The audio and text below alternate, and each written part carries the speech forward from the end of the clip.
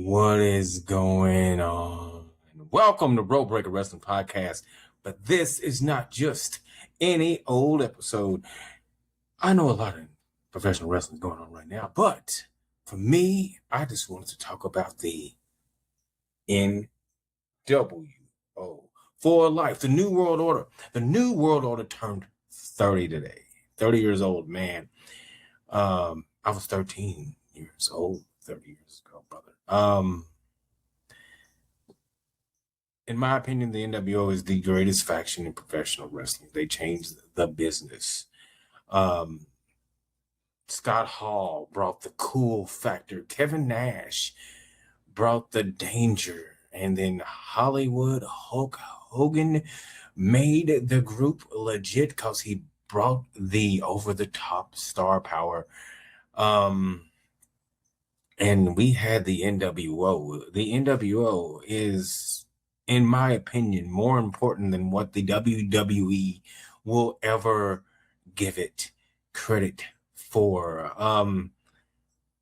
Wrestling was just down around about 1996. It was, if you weren't there, brother, I enjoyed those things. I enjoyed the Shawn Michaels, Bret Hart in the WWF side. I enjoyed the Hulk Hogan Dungeon of Doom stuff on the WCW side.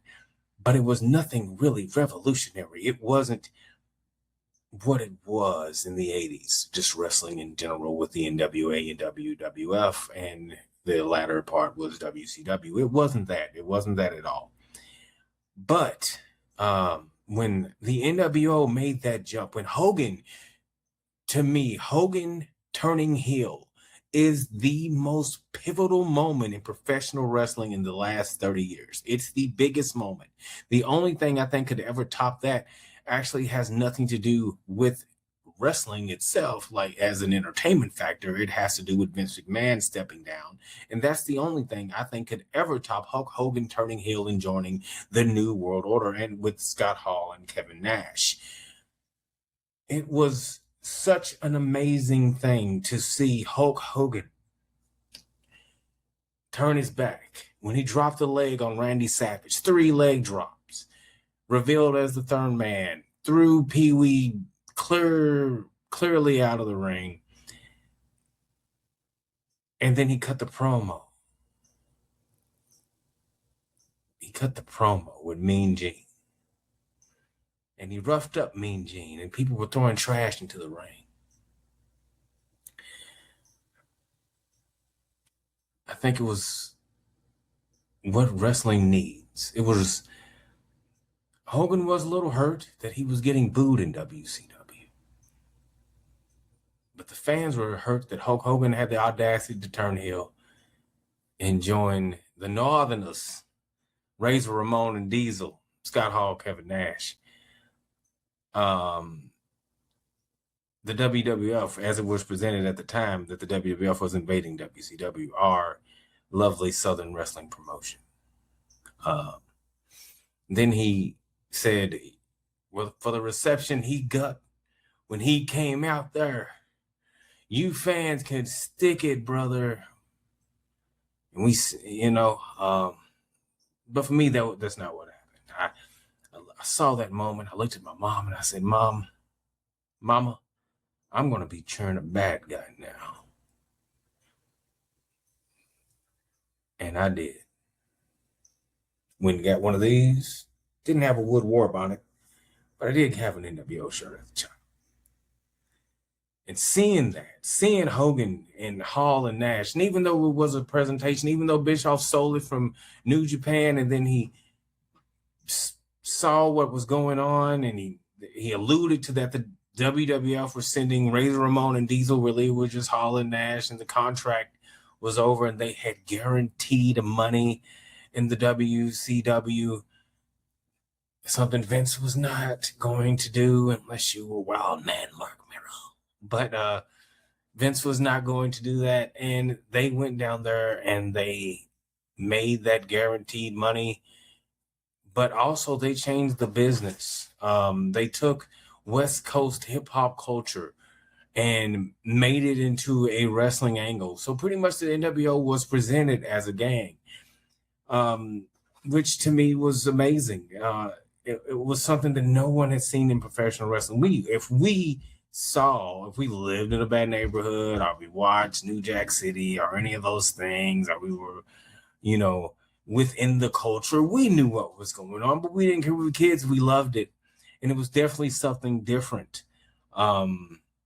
The NWO, the music, the vibe, as we say now, when they walked out, the like that was crazy.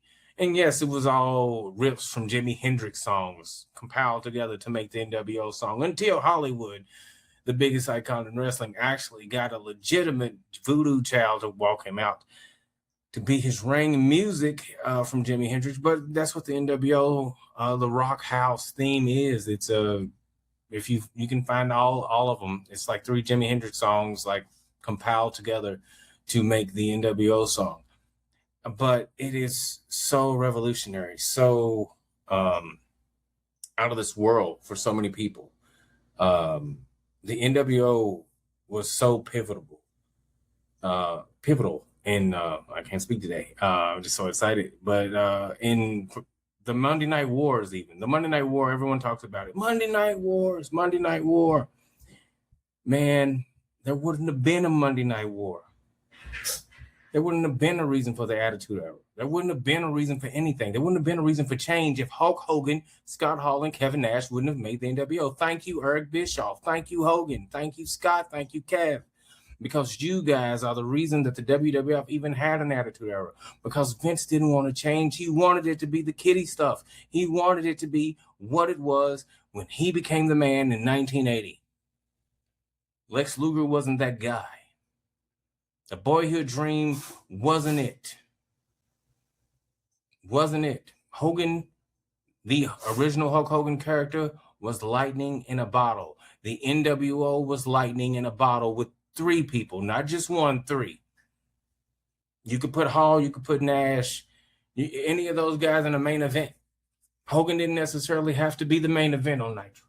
Could have been a tag team main event, but you were just invested in it.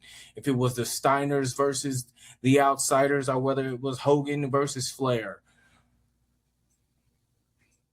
The NWO was pop culture. It was everything. Right, even now, to this day, and not just because it's NWO, not because they're doing the 30th anniversary of the NWO. The NWO still sells T-shirts, memorabilia. 30 years later, we still throw up the Too Sweet sign. The Bullet Club, nothing more than a new NWO. One of many new NWOs. Bullet Club for life. NWO for life. Like for life. That's what it's all about. If you don't know, now you know, bro. NWO is the only way to go. NWO made so many people try to copy it. I make fun of it. BWO, the ECW version. Hollywood Nova, Big Stevie Cool, the Bad Blue Meanie, that was them.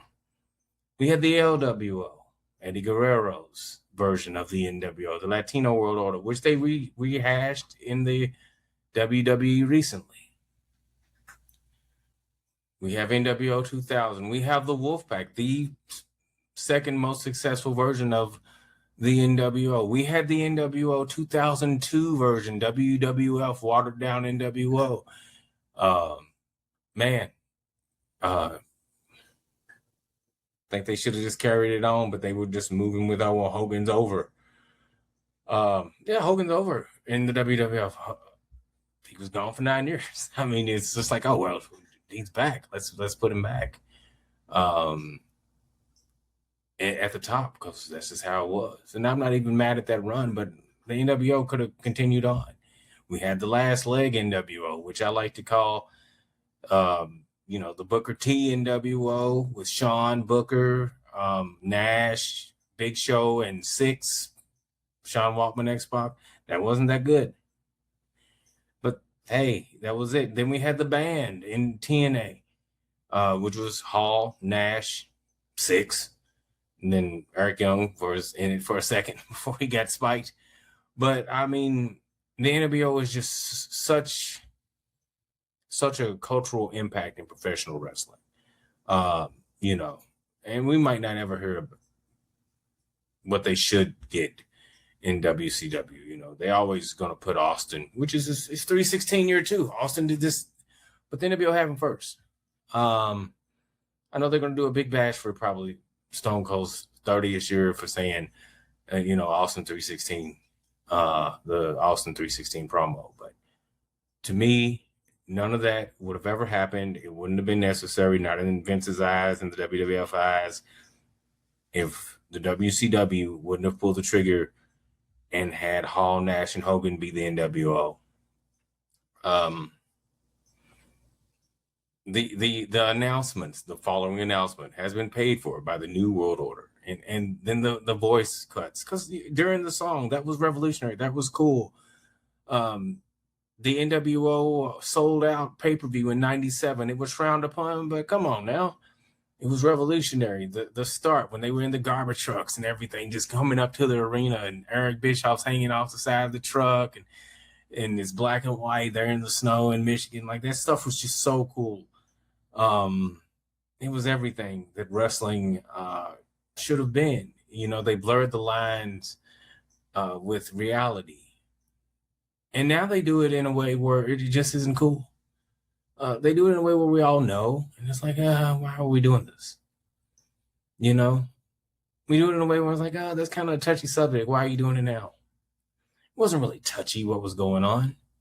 Like, Vince didn't work there. Vince didn't work in WCW. Half those guys didn't work in WCW. Sean wasn't there. Sean was the top guy. Hunter was getting buried because somebody had to pay, and it couldn't be Sean because he was the top guy. It was everything that wrestling should have been during that time. Hulk Hogan's heel turn. Hall and Nash. And Nash became WCW champion in the red and black. And then they, you know, with the Wolfpack. Wolfpack is back, causing mass destruction. People went crazy for that. You know, I think right now you still hear that, as people call it, the corn music. It'll get a pop. The following announcement has been paid for by the New World Order. The My Spot. My Spot. As tasteless as it was, My Spot, I can still watch the My Spot segment with Hogan, and I mean, not Hogan, it was with Kevin Nash, Six, Buff Bagwell, and Conan, and I can still laugh. I still get a pop with Arn Anderson Spot talking about the cooler and the beer, man. NWO made wrestling in the 90s. NWO is the reason that we have a Rock and Stone Cold Steve Austin and D-Generation X, definitely D-Generation X, Shawn Michaels, Hunter Hearst Helmsley, Chyna, Road Dogg Jesse James, Badass Billy Gunn, and X-Pac, he was NWO, and he was the biggest defection, really, I think, besides Jericho, in the whole Monday Night War thing, because he made that kind of impact. And he still had that coolness from the NWO. He had that swagger that he had from being an NWO member. He had his edginess from being an NWO member. The NWO changed so many people's lives. Not everybody's, but some. That core, I would say that core six was the NWO. That Hogan, Hall, Nash, Giant, Ted DiBiase, and Six. That was it. That's all they needed. I mean, obviously Vincent, so maybe 7. That's all they needed. And Vincent was there to take the pinfall, take the bumps.